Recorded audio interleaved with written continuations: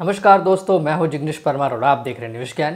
तो आज इस वीडियो में हम एनएफओ रिव्यू करने वाले हैं कैनरा रोबेको म्यूचुअल फंड्स के Canara Robeco multi asset allocation fund के बारे में। ये एक ओपन एंडेड इक्विटी प्रकार की स्कीम है जो कि इन्वेस्टमेंट करने वाली है मल्टी एसेट क्लास में, जैसे कि equity, debt and gold and silver जैसी कमोडिटीज में।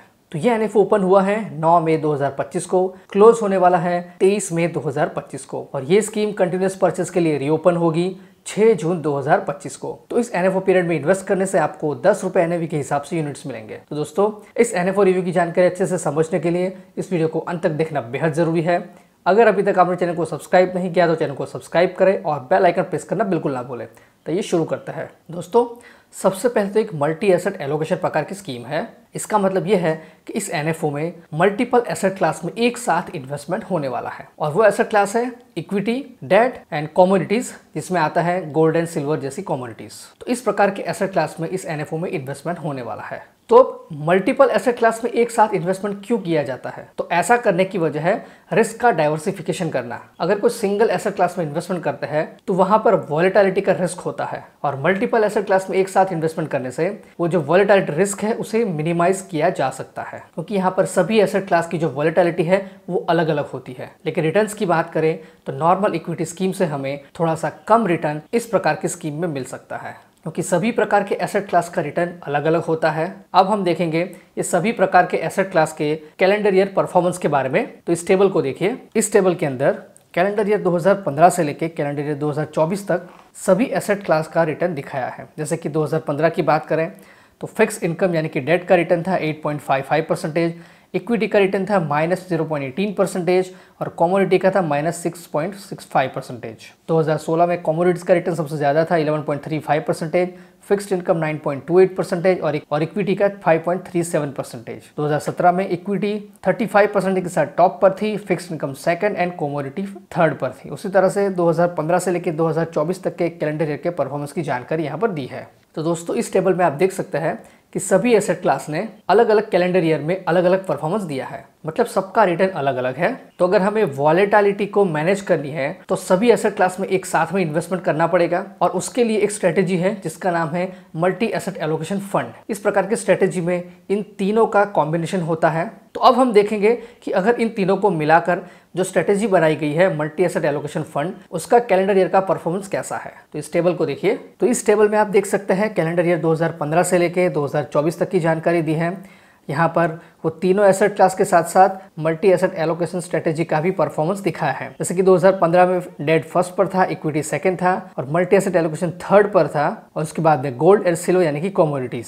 2016 में पहले सिल्वर, फिर गोल्ड, फिर मल्टी एसेट एलोकेशन, फिर फिक्स्ड इनकम और उसके बाद इक्विटी। तो इसी तरह से यहाँ से 2015 से लेकर 2024 तक की कैलेंडर ईयर परफॉर्मेंस की जानकारी दी है। तो दोस्तों, इस टेबल के जरिए आप देख सकते हैं कि मल्टी एसेट एलोकेशन स्ट्रेटेजी कभी सेकंड है, कभी थर्ड है, लेकिन ना तो कभी टॉप पर है और ना ही कभी बॉटम में है। मतलब कि ये हमेशा मीडियम रिटर्न देती है। तो बुल मार्केट में मीडियम रिटर्न मिलता है और बेयर मार्केट में हमें डाउनसाइड प्रोटेक्शन भी मिलता है। तो ये है मल्टी एसेट एलोकेशन स्ट्रेटेजी। इसके अंदर तीनों एसेट क्लास का कॉम्बिनेशन होता है और मार्केट की परिस्थिति के आधार पर उनका एसेट एलोकेशन सेट किया जाता है। तो बात करेंगे इस एनएफओ के एसेट एलोकेशन की। तो यहाँ पर 65 से लेकर 80% तक का इन्वेस्टमेंट हो सकता है इक्विटी और इक्विटी इंस्ट्रूमेंट्स में, 10 से लेकर 25% तक का इन्वेस्टमेंट हो सकता है debt and money market instruments में and gold and silver ETFs में यानी कि कमोडिटीज में, और 0 से लेकर 10% तक का इन्वेस्टमेंट हो सकता है यूनिट्स ऑफ रीट्स एंड इन्विटीज में। तो इसमें से ही इस एनएफओ का एसेट एलोकेशन जनरेट किया जाता है। इस एनएफओ के फंड मैनेजर है mister Amit Kadam, miss Annette Fernandes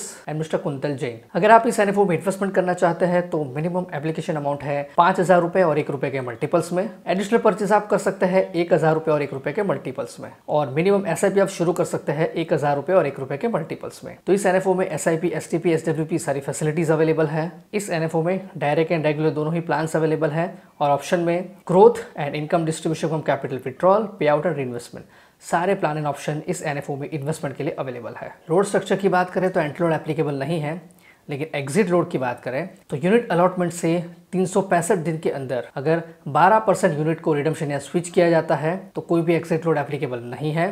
अगर 12% से ज़्यादा यूनिट्स को रिडम्पशन या स्विच करते हैं 1 साल के अंदर तो 1% का एग्जिट लोड एप्लीकेबल है और 365 दिन के बाद कोई भी प्रकार का एग्जिट लोड एप्लीकेबल नहीं है। लेकिन स्टैम्प ड्यूटी 0.005% एप्लीकेबल है। एक्सपेंस रेशियो की बात करें तो इस NFO का रेगुलर प्लान का शुरुआत का एक्सपेंस रेशियो रहेगा 2.25% तक। जैसे जैसे EUM बढ़ता जाएगा एक्सपेंस रेशियो कम होता जाएगा। स्कीम का रिस्क है वेरी हाई, तो ये स्कीम 3 से 5 साल के इन्वेस्टमेंट हॉराइजन के लिए सूटेबल है। स्कीम का टैक्सेशन है इक्विटी और स्कीम में कोई भी लॉक इन पीरियड एप्लीकेबल नहीं है। तो दोस्तों, अगर आप इस NFO में एंजल वन के जरिए इन्वेस्टमेंट करना चाहते हैं तो जिसकी लिंक आपको description box and pin comment से मिलेगी, बहुत ही आसानी से एंजल वन में अपना अकाउंट ओपन करें और इस NFO में इन्वेस्टमेंट शुरू करें। तो दोस्तों, ये थी जानकारी NFO review Canara Robeco multi asset allocation fund के बारे में। अगर आपको ये वीडियो पसंद आए इसे लाइक करें, कमेंट करें, शेयर करें और अगर अभी तक आपने चैनल को सब्सक्राइब नहीं किया है तो चैनल को सब्सक्राइब करें और बेल आइकन प्रेस करना बिल्कुल ना भूलें।